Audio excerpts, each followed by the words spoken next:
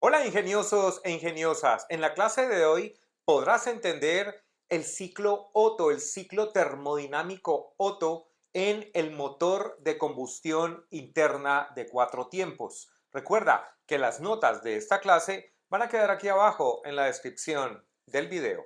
Veremos el diagrama PV o presión volumen en el ciclo Otto. Entenderemos muy bien cada fase del ciclo Otto. Trabajaremos el motor de combustión interna como una máquina térmica. Nos centraremos en el motor de 4 tiempos y la combustión de la gasolina. Entenderemos la eficiencia térmica y finalmente trabajaremos un problema con el ciclo Otto en el que determinaremos la presión máxima durante el ciclo, la salida del trabajo neto en este ciclo y la eficiencia térmica del ciclo. ¿Por qué el ciclo Otto se llama ciclo Otto? Nikolaus August Otto, ingeniero alemán que vivió entre los años 1832 y 1891, es el creador en 1876 del primer motor de 4 tiempos a gasolina utilizando el ciclo propuesto por Freshman View de Rochas en 1862. ¿En qué consiste un motor de combustión interna de 4 tiempos? Aquí traigo la simulación de un motor. Este es el cigüeñal, el volante, los 4 pistones con sus bielas, las válvulas. Cada uno de estos pistones tiene 4 válvulas, 2 de admisión y 2 de escape, y los árboles de levas, que son los encargados de abrir y cerrar oportunamente las válvulas. Centrémonos en un solo pistón dentro de su cilindro. Ahí vamos a poder entender los 4 tiempos: carrera de admisión, compresión, trabajo y escape. ¿Cómo? Veamos, paso a paso. Carrera de admisión. ¿Qué pasa en esa carrera de admisión? El pistón parte desde el punto muerto superior, baja, y mientras va bajando se abren las válvulas de admisión e ingresa una mezcla de aire combustible, en este caso de gasolina con oxígeno presente en el aire. Carrera de compresión. Ahora vas a observar en la carrera de compresión que se cierran las válvulas y toda la mezcla de aire combustible que está presente dentro del cilindro va a ser comprimida, va a disminuir su volumen y va a aumentar su presión. Y date cuenta que ya llegando al punto muerto superior empieza la ignición de la chispa generada por la bujía para el proceso de explosión, de conversión de energía química de la gasolina en energía térmica. Llevamos 2 carreras, carrera de admisión, compresión. Sigue la carrera de expansión, de trabajo, cuando esa explosión del combustible en el proceso de combustión empuja el pistón hacia abajo, hace un trabajo, y es la carrera de expansión, una expansión termodinámica, que es donde se genera el trabajo. Una vez llegue al punto muerto inferior, se abren las válvulas de escape y todos estos humos producto de combustión, que es una mezcla de CO2 y vapor de agua, van a salir por el escape, el tubo de escape. Ahí están los 4 tiempos: admisión, compresión, mira las válvulas, la chispa, expansión, escape, las válvulas, admisión, compresión, chispa, escape, admisión, compresión en el bloque del motor, expansión, carrera de trabajo y escape. Todo el motor diseñado para poder lograr que el ciclo Otto produzca trabajo y la energía química de la gasolina se transforme en energía térmica. Les he hablado bastante de la combustión de la gasolina. Traigo aquí una explicación rápida de la combustión de la gasolina. El proceso químico rápido de combustión de gasolina. Entonces, inicia con el ingreso de gasolina por la admisión y vamos a trabajar la molécula de gasolina como C8H18, 18 átomos de hidrógeno que se enlazan con 8 átomos de carbono en una molécula y se le adiciona oxígeno, aire, combustible, oxígeno en el aire más el combustible, que en este caso es gasolina. ¿Cuánto se adiciona de oxígeno en proporciones? Por cada molécula de gasolina hay 12,5 moléculas de oxígeno. Y para esto se requiere una chispa, la chispa generada por la bujía aquí para que haya la explosión. Y el producto de esta combustión de gasolina con oxígeno y la chispa son 8 moléculas de dióxido de carbono, 2 oxígenos y un carbono, 8 moléculas y 9 moléculas de agua, de vapor de agua, con oxígeno y 2 hidrógenos, agua. Si tú te das cuenta, esta ecuación química está balanceada. La cantidad de carbonos que entran 8 átomos de carbono, salen 8 átomos de carbono. Y en fin, tú puedes verificar que está balanceada. ¿Y qué es lo que hace este proceso de combustión? La energía química presente en la gasolina es liberada como energía, en este caso energía térmica, cuando ¡boom! Estalla esa mezcla de aire combustible debido a la chispa y produce trabajo. Esa carrera de trabajo aquí, que es el aprovechado para mover el motor. Es decir, la energía química de la gasolina se transforma en energía térmica, en la expansión termodinámica de ese gas producto de combustión y se transforma en energía mecánica, en movimiento. Recuerda que mecánica viene del griego mekanos, que significa movimiento. Finalmente producimos movimiento a partir de la energía química de la gasolina que se transforma en energía térmica al estallar. Y eso lo hace en un ciclo Otto. Entendamos muy bien el ciclo Otto. A partir del gráfico presión-volumen.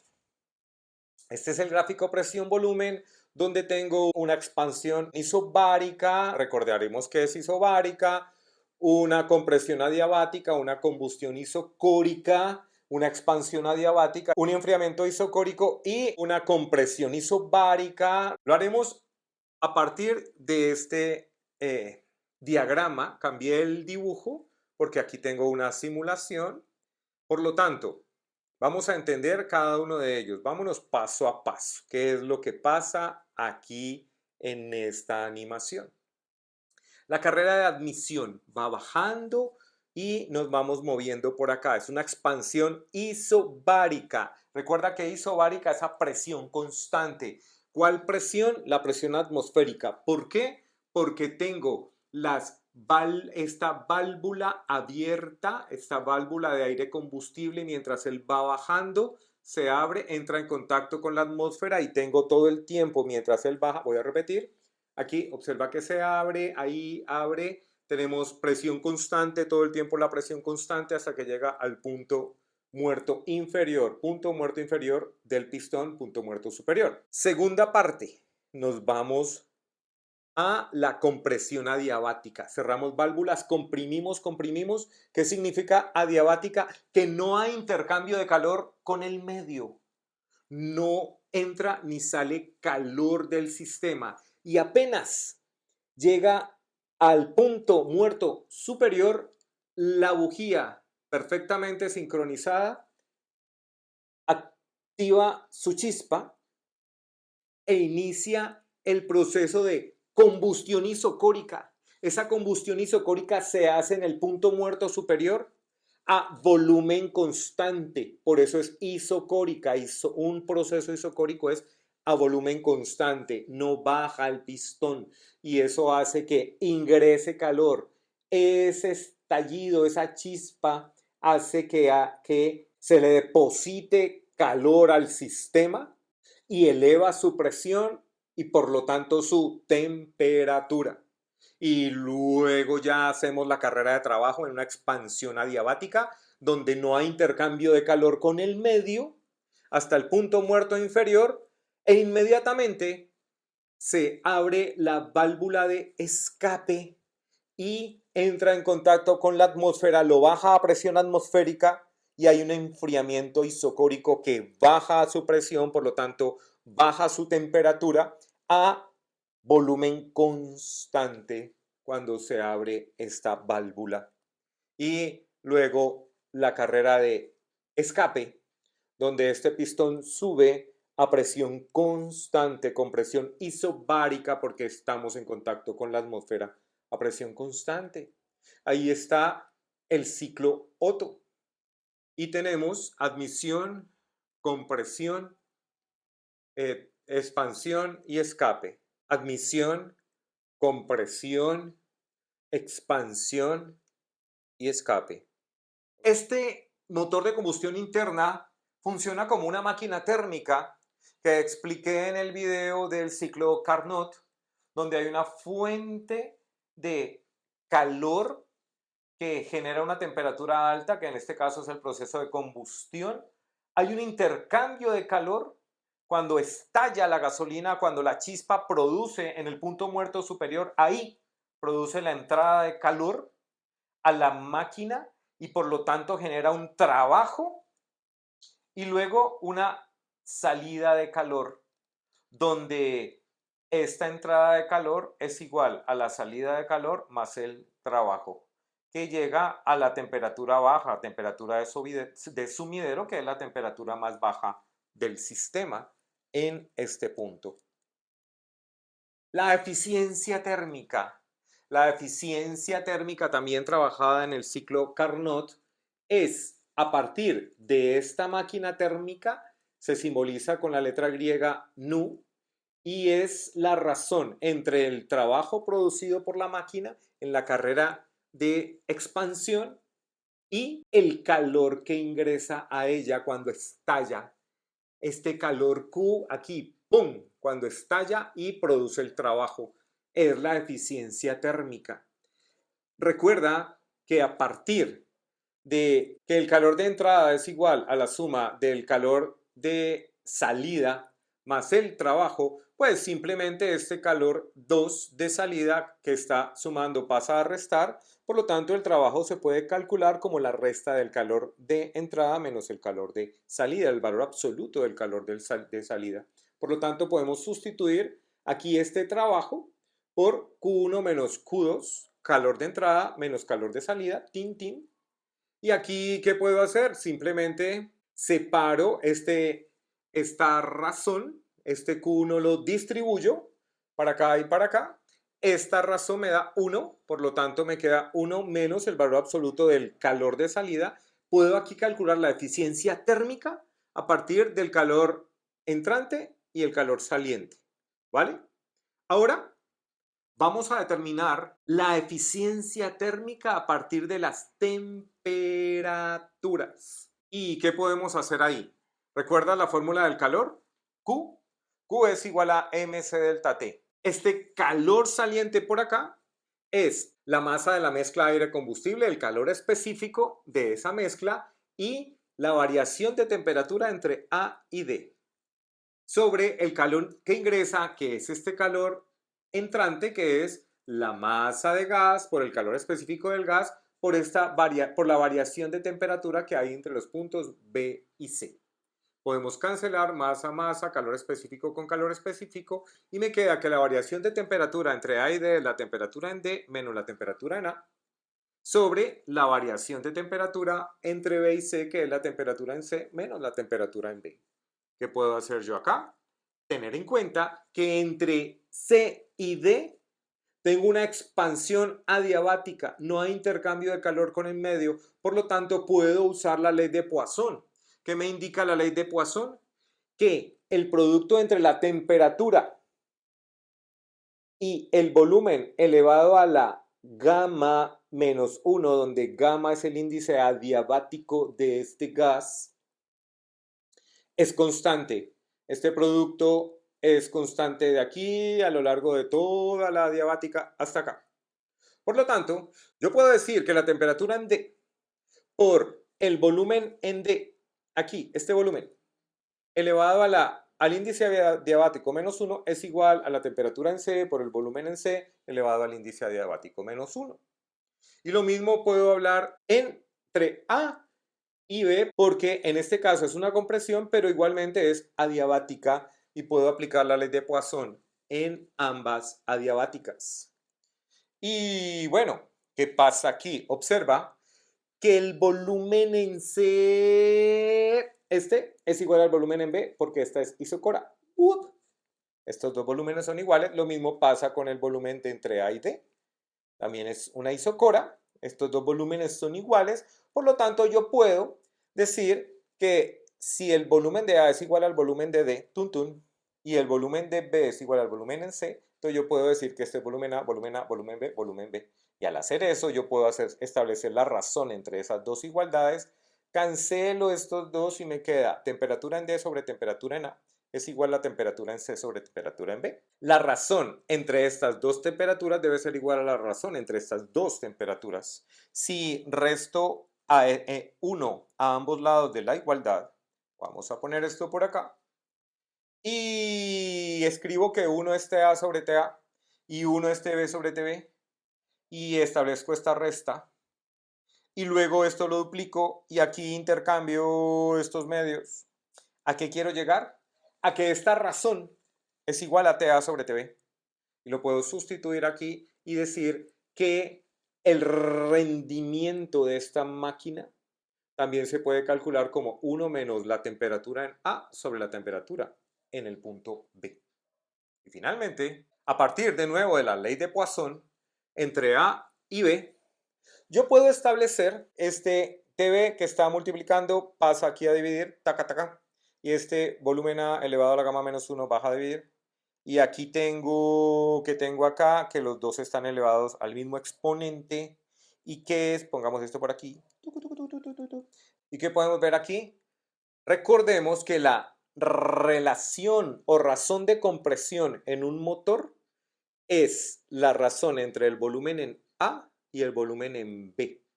Siempre el volumen A en el punto muerto inferior es mayor que el volumen en B en el punto muerto superior y la relación de compresión es el volumen en este punto muerto inferior sobre el volumen del punto muerto superior.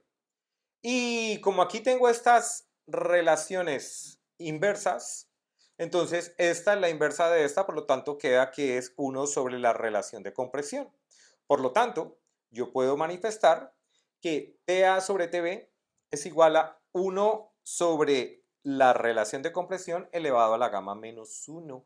Y esto lo puedo sustituir aquí y yo puedo decir ahora que esta es otra forma de calcular el rendimiento de esta máquina si conocemos la relación de compresión de ese motor y el índice adiabático de ese gas.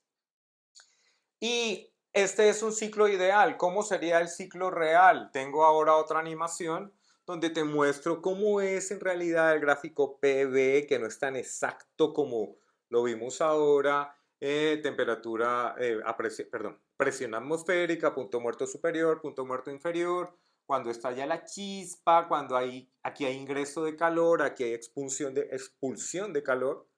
Y ahí están las 4 carreras: admisión, compresión, expansión y escape.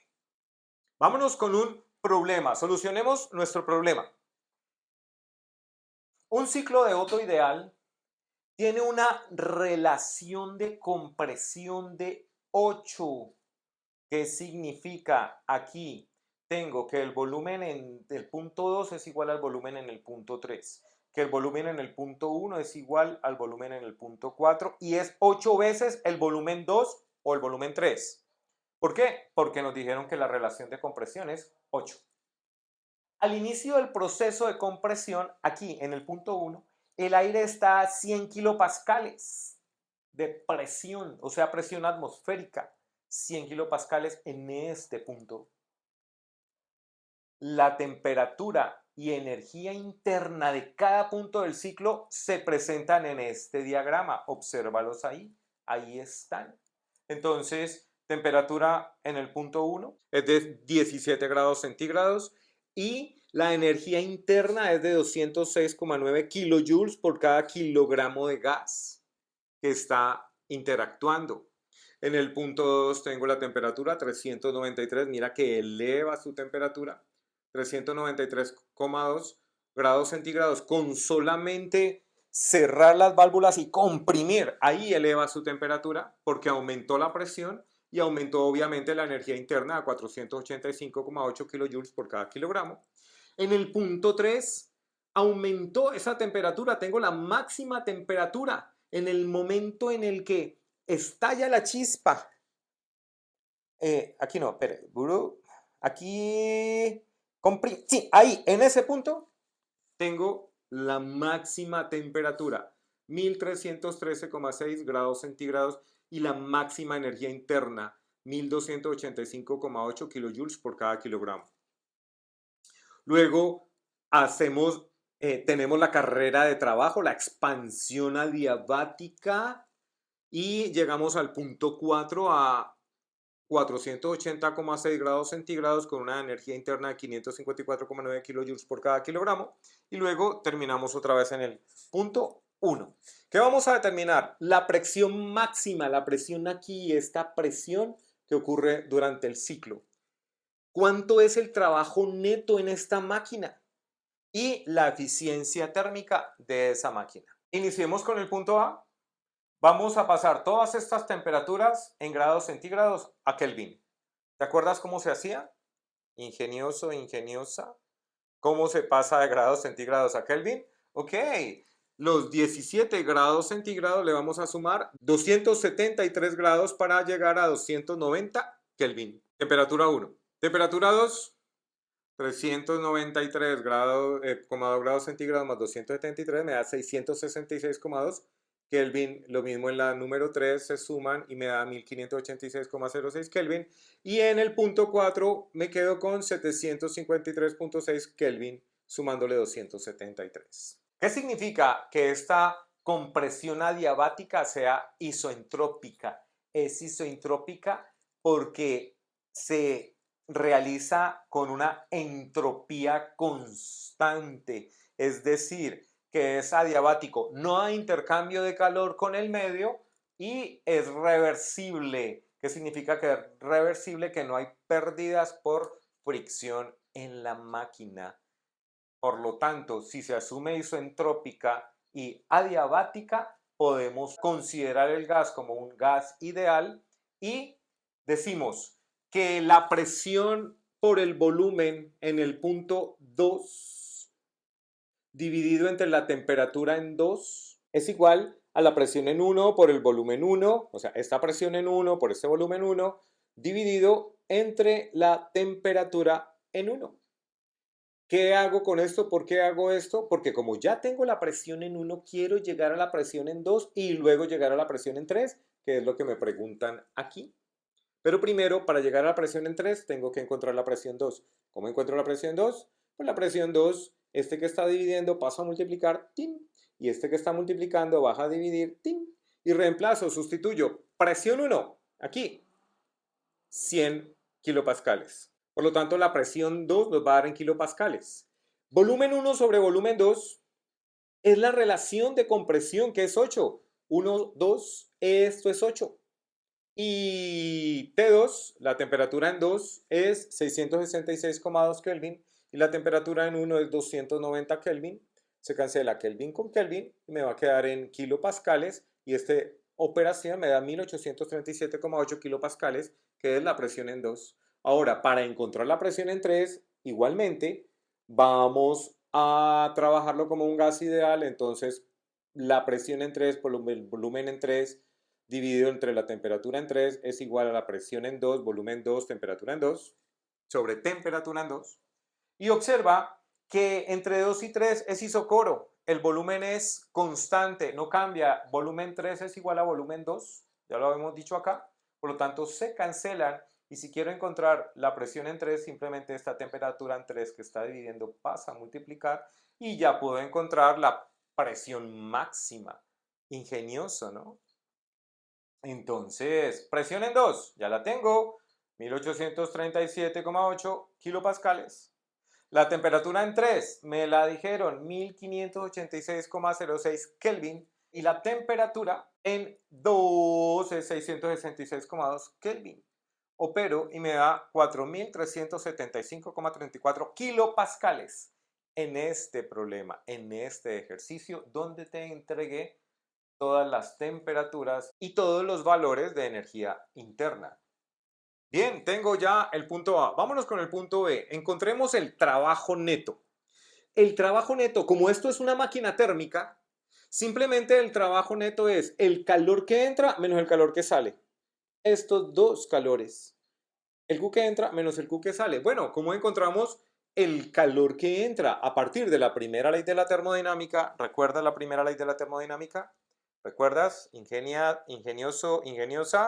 La primera ley de la termodinámica entre el punto 2 y el punto 3 es que la variación de la energía interna entre 2 y 3 es el calor que entra entre 2 y 3 menos el trabajo que hay entre 2 y 3. Pero recuerda que es isocórico, por lo tanto no hay variación de volumen, por lo tanto no hay trabajo, el trabajo es cero. Entonces la variación de la energía interna entre 2 y 3, tintún, es el calor que entra. El calor de entra es la energía interna en 3 menos la energía interna en 2. Primera ley de la termodinámica en un proceso isocoro. Y la energía interna en 3 la tengo, 1285,8 kilojoules por cada kilogramo. Menos la energía interna en el punto 2, que es 485,8 kilojoules por cada kilogramo. Y me da que el calor entrante, el calor que ingresa al estallar esta chispa, aquí es de 800 kilojoules por cada kilogramo. Es lo que le entrega, ahí, ¡pum! Ahí le entregaron 800 kilojoules por cada kilogramo al sistema. Esa es el calor entrante. ¿Y cuál es el calor saliente, el calor de salida? Ya escribí por aquí el calor entrante. Aplicamos exactamente lo mismo en este punto. ¿Por qué? Porque también se cumple la primera ley de la termodinámica, también es isocoro a volumen constante y la energía interna en el punto 4 menos la energía interna en el punto 1 y me da el calor saliente. Por lo tanto, si tengo calor entrante y calor saliente, el trabajo es 800 kilojoules por cada kilogramo menos 348 kilojoules por cada kilogramo y tengo el trabajo neto, la salida de trabajo neto en el sistema que es de 452 kilojoules por cada kilogramo ejercidos en esa carrera de trabajo en este pistón cuando ahí empuja, paquete, ahí está generando 452 kilojoules por cada kilogramo de trabajo neto. Me falta, por último, la eficiencia de la máquina. Y la eficiencia la podemos determinar de 4 formas diferentes, te las expliqué ahora. Lo podemos hacer como el trabajo entre el calor entrante, ya tengo el trabajo y tengo el calor entrante, y así lo vamos a resolver. Y tú, te queda de tarea que compruebes que la eficiencia también la puedes calcular como 1 menos la temperatura 1 sobre la temperatura 2 o 1 menos 1 sobre la relación de compresión elevado a el índice adiabático, que para este caso se puede asumir como en el del aire, que es 1,4 menos 1. Pero calculemos entonces la eficiencia de esta forma, donde el trabajo es 452 kilojoules por cada kilogramo y el calor entrante es de 800 kilojoules por cada kilogramo y eso me da de 0,565. Y la eficiencia por lo general la trabajamos en porcentaje. Se corre la coma de lugares, dividido por 100 por cada 100 y me da el 56,5% de esta máquina, que es aproximadamente la eficiencia de estas máquinas de motores de combustión interna cuando la relación de compresión es de 8. ¿Vale? Soy el profesor Sergio Llanos, ingeniero mecánico de la Universidad del Valle, en Cali, Colombia. Si esta clase te gustó, dale like, suscríbete a mi canal, activa la campanita y recuerda que las notas de toda esta clase van a quedar aquí abajo, descargables en la descripción del video. Que tengas un gran día.